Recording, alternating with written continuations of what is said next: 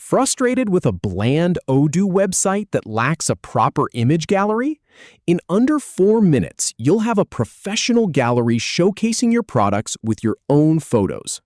We'll start in the website editor, add an image gallery block, replace the default photos with your products, and save. Start by navigating to your website's homepage. Then, click on the Website app to open it up. Once it's open, go ahead and click Edit at the top right corner. Now, on the Blocks panel, click on Image.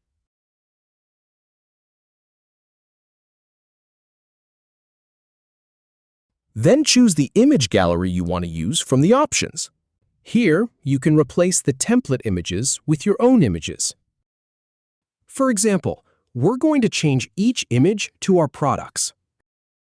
Start by clicking on the template image you want to change. Then, click Replace on the right side panel.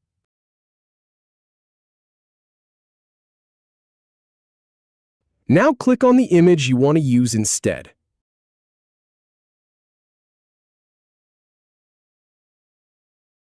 When all set, click Save at the top right corner, and you're done.